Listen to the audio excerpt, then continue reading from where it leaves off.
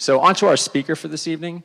I'm really excited that we were able to get him here. I saw him on on his tour stop. He's on a 30-city tour, and I caught it in New York City, where we're based, back in March, I believe. And I reached out and I said, you know, Bill, you'd be an excellent speaker to kick off this event. And he said, it's impossible. I got to be in Oklahoma City the next day. And I kept on hounding him and going back and forth. I'm like, well, if we fly you from here and then get you into Dallas and you could stay in the airport overnight, can we catch you up? And he's like, that's crazy. But I kept on calling, and somehow I got him to agree to this crazy itinerary. So we're really excited to have him here with us. He doesn't need much of an introduction because most of you all know who he is. But without further ado, Dr. Bill Thomas. So, a lot of you know that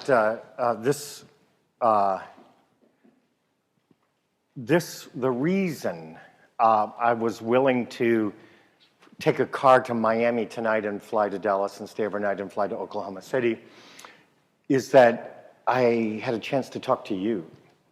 Although Michael's very charming, you're the real draw. I think this really is a pivotal moment in the history of our relationship with aging, our cultural relationship with aging. And the people who are in this room right now are among the Americans who are shaping the future right now of what that's going to look like. And for me to have the blessing to be with you for 30, 45 minutes, that's worth it to me.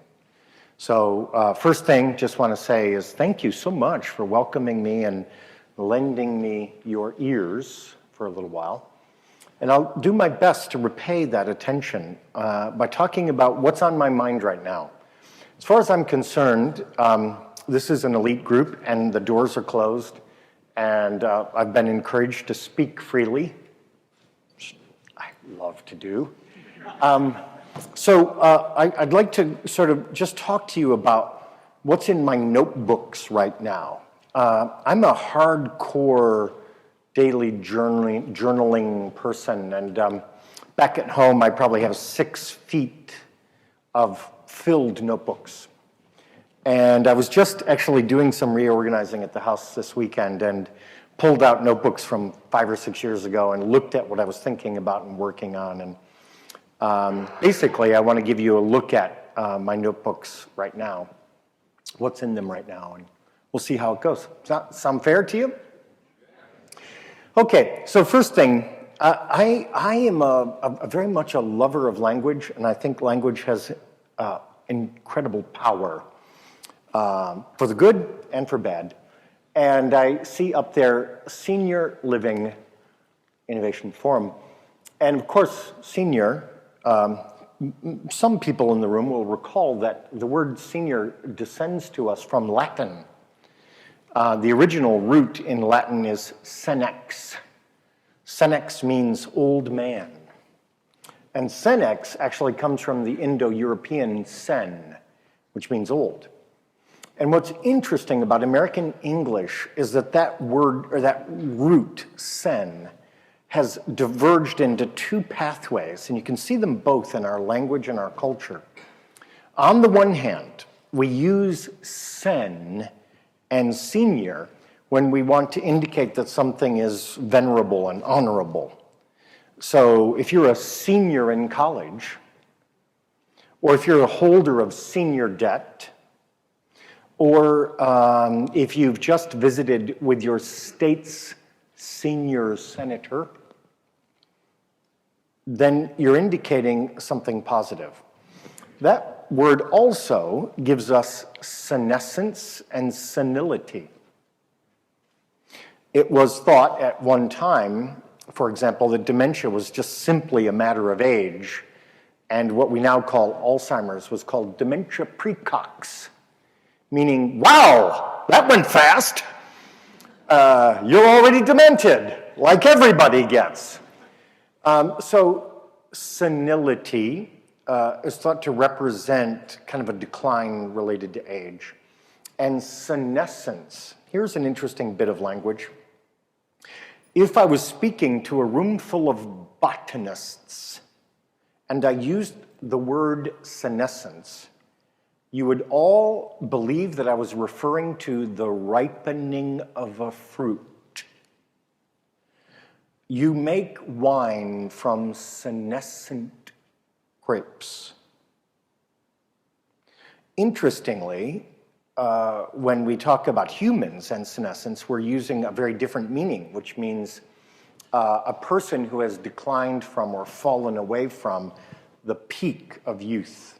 And we give very little attention to this idea of ripening. So we have senior, interesting word. Living, I'm for it. Count me as a fan. The real innovation, and something we have to keep in mind, all of us together, the real innovation took place, it's a little hard to tell, but probably around 50,000 years ago, when grandparenting first emerged, first appeared. And this was the beginning of humanity's greatest invention. Yes, you've heard of the wheel. Yes, you've heard of fire.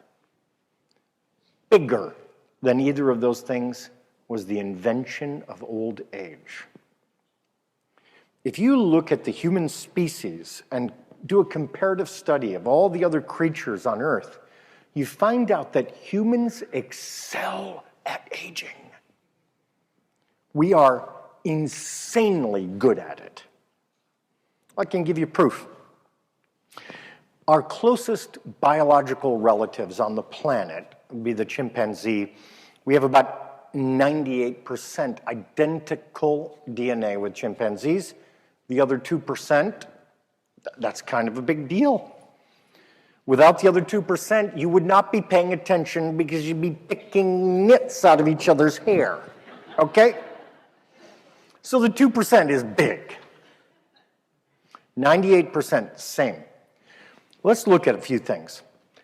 What's the ordinary length of a chimpanzee pregnancy? See? 8 months. How long does it take a chimpanzee female to reach reproductive maturity, to become fertile? 12 years? 7? 4? 8? 12 to 15 years. How many years of fertility could a chimpanzee female sort of anticipate? Years of fertility. About 40.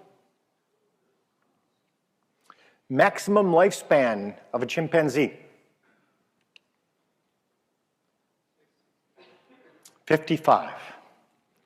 Barely get the AARP card.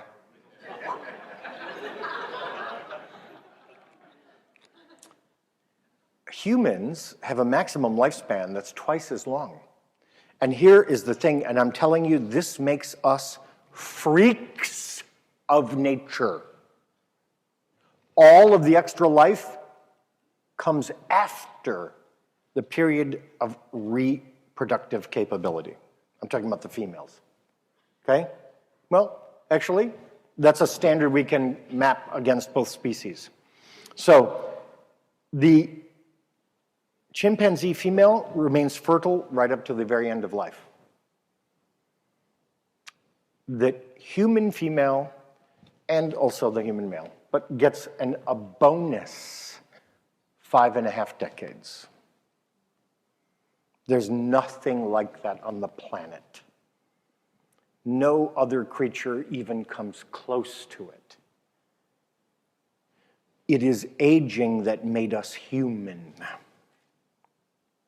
It is aging that gave us grandparents. It is aging which allowed us to develop culture and then transmit that culture across generations for millennia. Aging is the most powerful tool and the source of the greatest advantage of anything human beings have ever created. Senior living. That's a radical world-altering statement right there. And it's worth reflecting on the fact that we are descended from 1,000 generations of grandparents. Every one of us. We call ourselves Homo sapiens. We probably should call ourselves Homo geros, man the old. So, it's good to have an innovation forum about the most innovative thing human beings have ever done. It's good. So let's dive in, shall we? The first thing that I'm on a rampage about these days is a word that actually first appeared in the literature in 1982 in a peer-reviewed nursing journal. For the very first time, we find in this published literature the words continuum of care.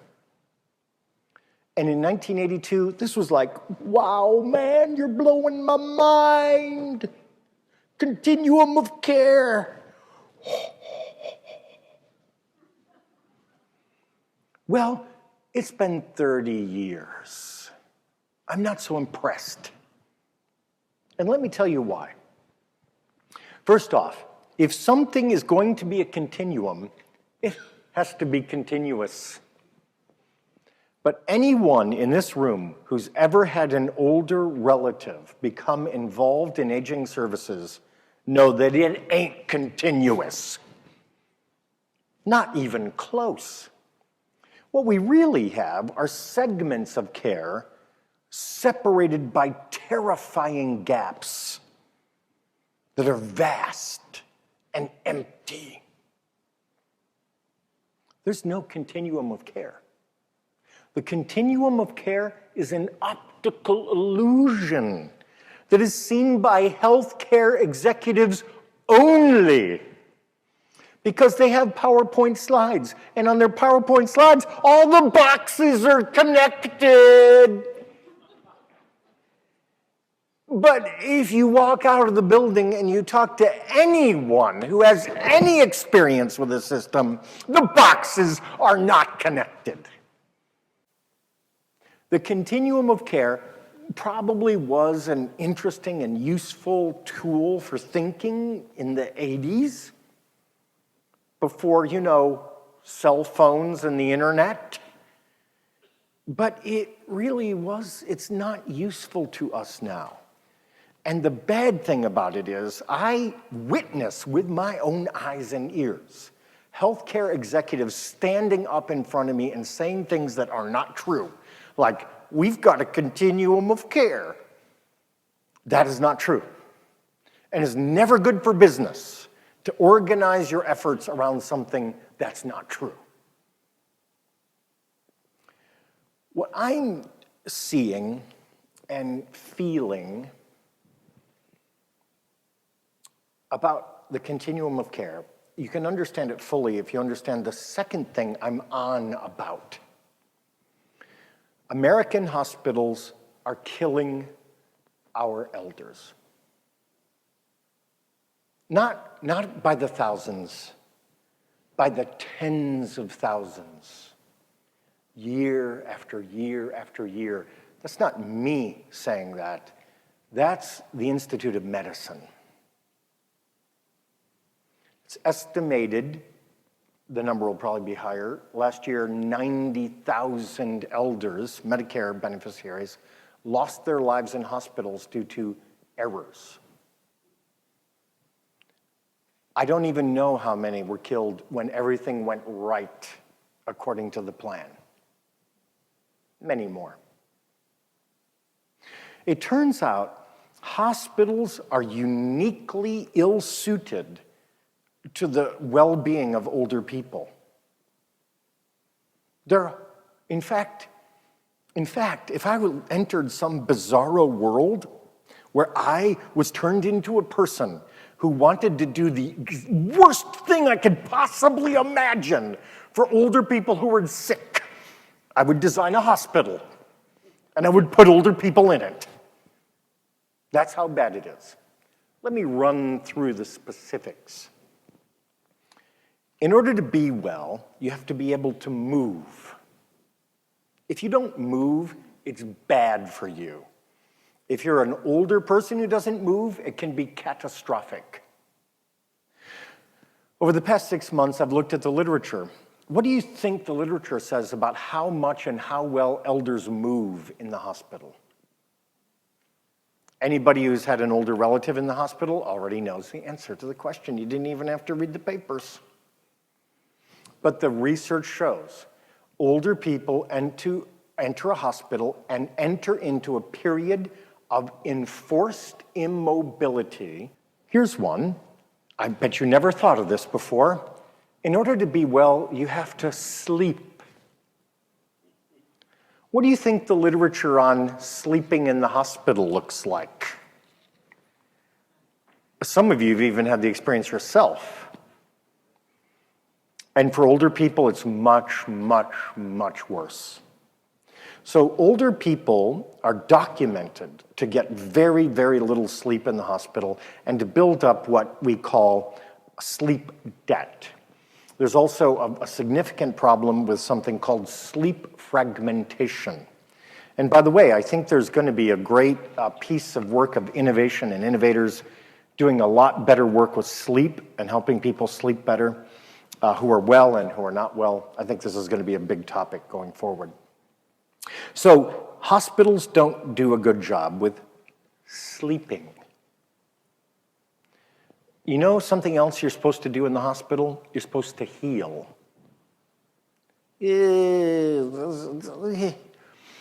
For many years in my clinical practice, I took care of people who had been in the hospital and then were sent back to me. In many cases, they were worse off than when I sent them to the hospital in the first place. Okay? Not only did they come back often with the same problem I'd sent them out with, but now they had colonization with resistant organisms. It's dinner time, I won't go into details, but let's say bad things happened. And instead of healing, I then had to spend 6 months trying to help put this person back together after a 5-day stay in the hospital. Okay? Move, eat, sleep, heal. M-E-S-H.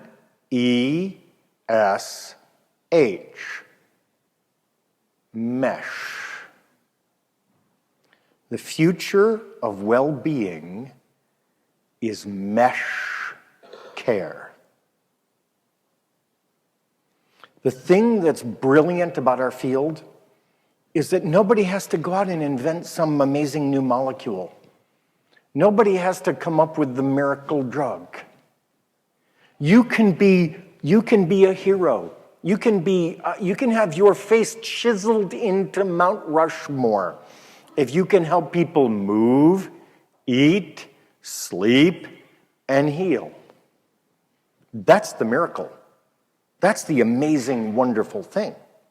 So as innovators, I want you to think about the environments you're involved with and ask, how are we doing? Move, eat, sleep, heal. Now, remember the old continuum of care concept? Mesh.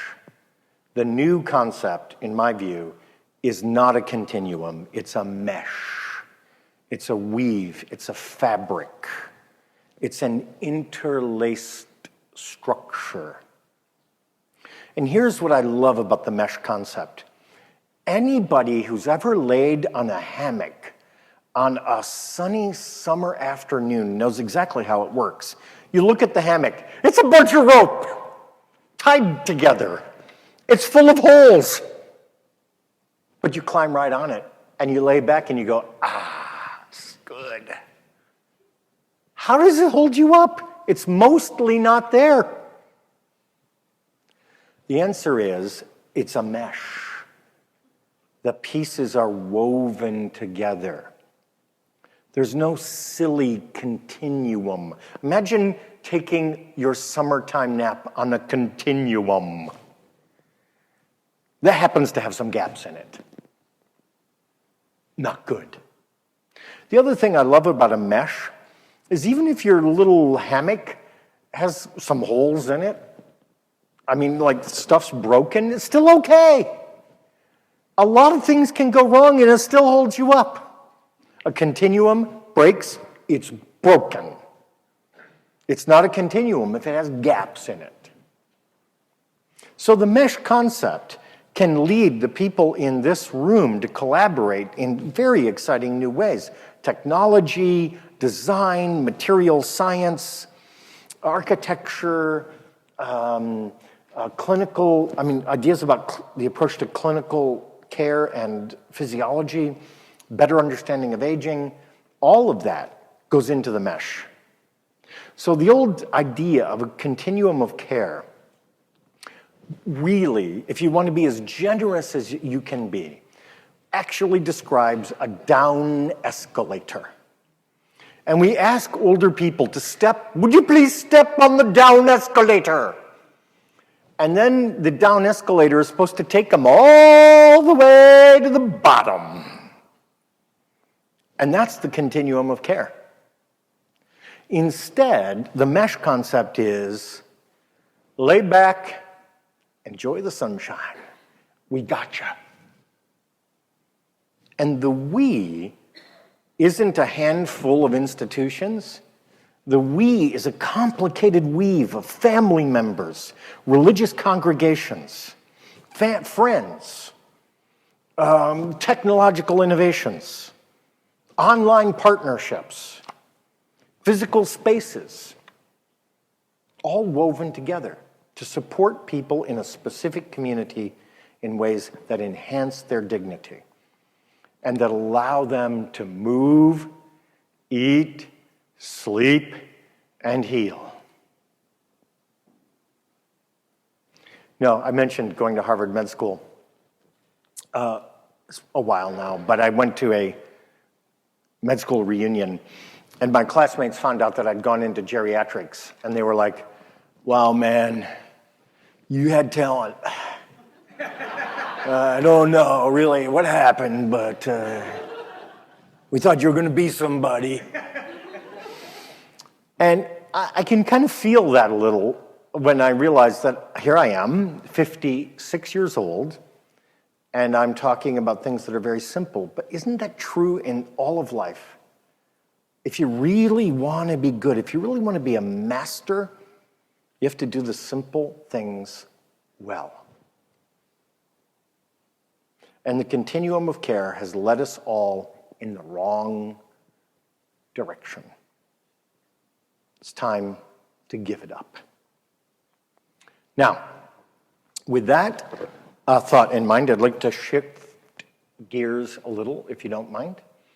I'd like to talk just for a few minutes about the thing that makes all of our work much more difficult than it has to be, and that is ageism. Ageism.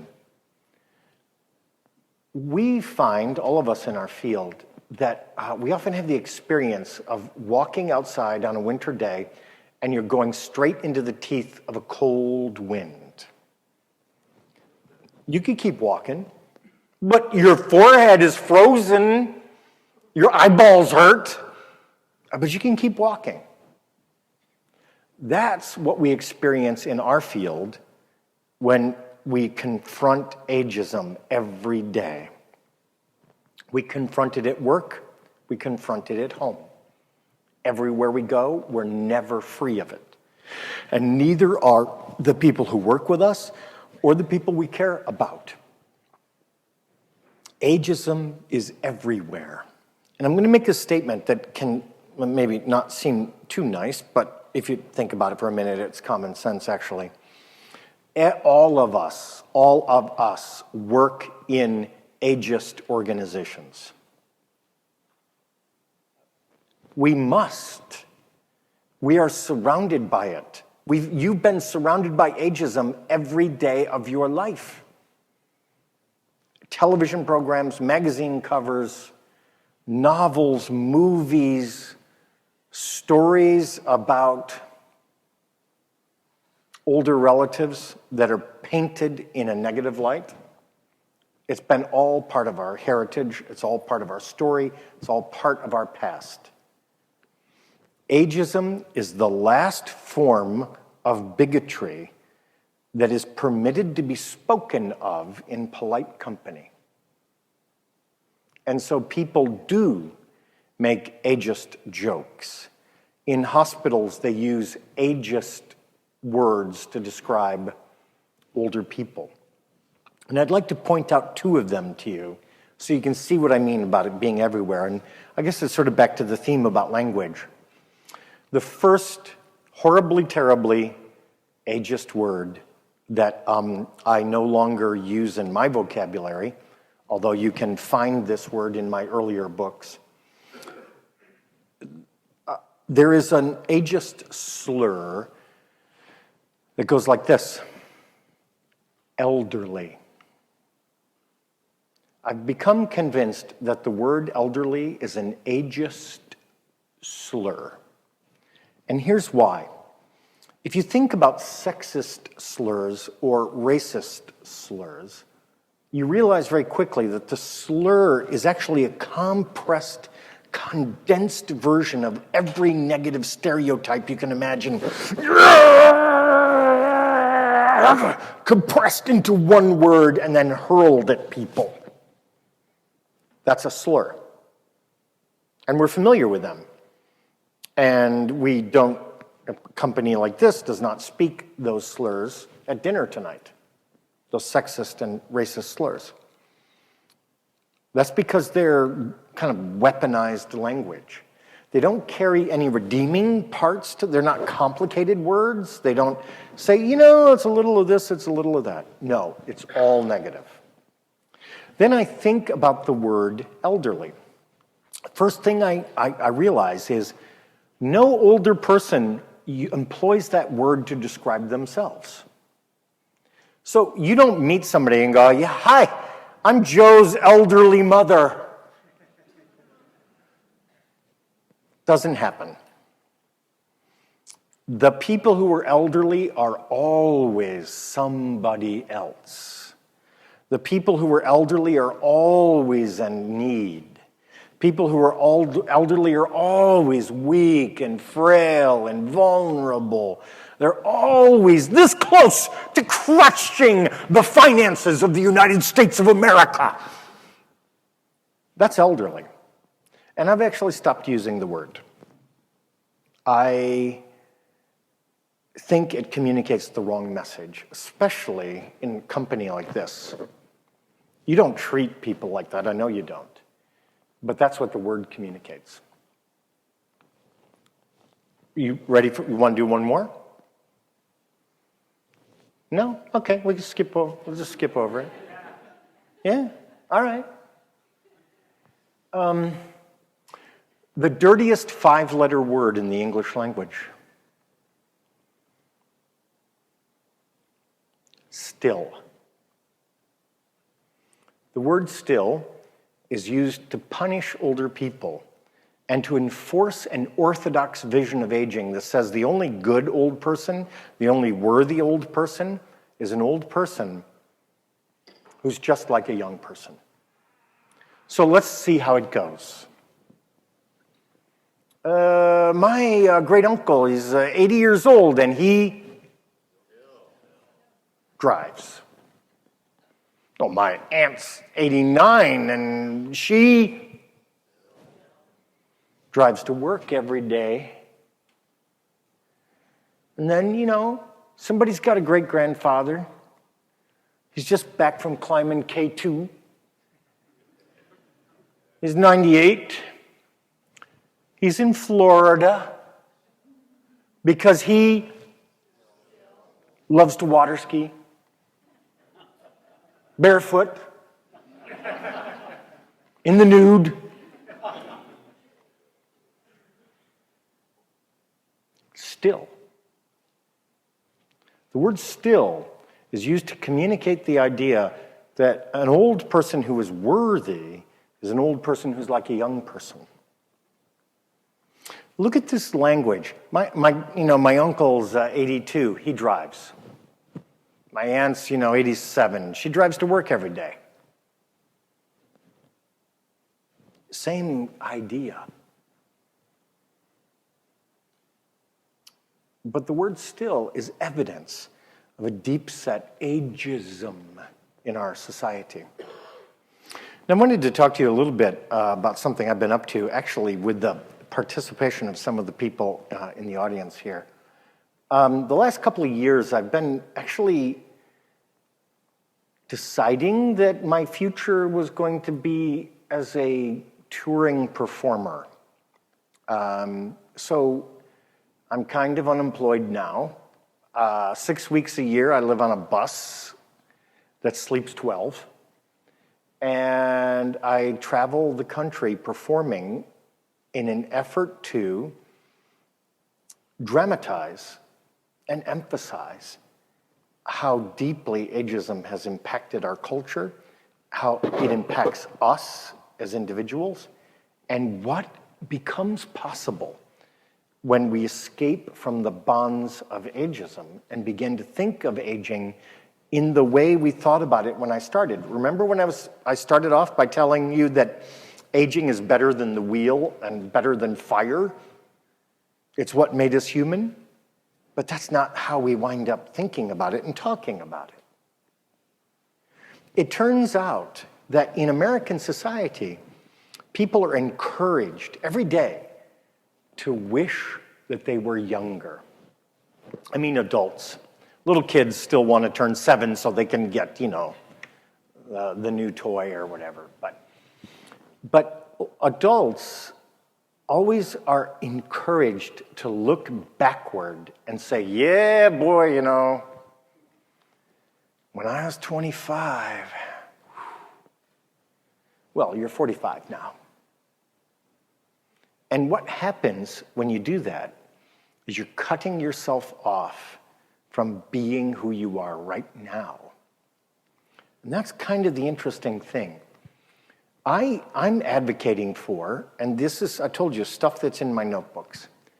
I'm advocating for a culture where I can be my age. I said earlier I'm 56. I want to be about the best 56-year-old I can be. If I'm lucky, and someday I'm here for the 20th anniversary of this event, I'd be 76. Hopefully, I'd be the best 76-year-old I could be. I want the best age to be the age I am right now. And there are a lot of reasons why that's hard to do. Everything that makes it hard for a man, 10 times harder for women. This ageism I've talked about is punishes women much more severely than it punishes men. In our culture, I'm allowed to let my beard and my hair go white. My wife, who's the same age, colors her hair. Why? Because she's smart. That's why. If you live in an ageist culture and signs of aging are punished culturally, then you dye your hair. That's the smart thing to do. It's appropriate. I'd rather live in a world where people could dye their hair or not, and nobody cares. Because it doesn't matter. Because gray hair doesn't reflect negatively on women, as it often does in American society. Now, you might wonder, okay, we're talking about ageism and coloring your hair. What about innovation? Well, here's what I'm saying. You know that fierce headwind that makes everything difficult? That's called ageism. And if you really want to be creative and you really want to develop really great new stuff, you got to deal with the ageism. Why do hospitals get away with doing what they do to older people? Because our culture says, they're old. What do you kind of expect? You can't do any better than that. And we know it's not true. So I'm going to wrap up with a couple of points about another piece of language that is important to me. Because this is about winning. I'd like to now talk about winning, if I could. In favor? I mean, I am very bad. I'm a terribly, insanely competitive person. It's not good. So playing games with me, not fun. We don't have the fun times playing games. It's very bad. I go to this gym, they have this bike where you can race other people on the bike. Very bad, not healthy. You know, I fall off the bike exhausted. Not how it's supposed to be. So, winning, big deal for me. And I think since you came here, it's a big deal for you too. We have to stop it with this post-acute language.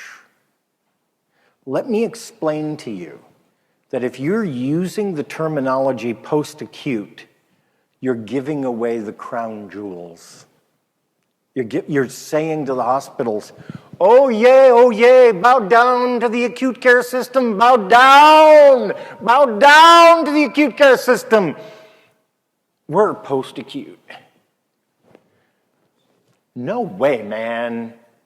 They have messed up on a staggering $1 trillion, hundreds of thousands of lives lost.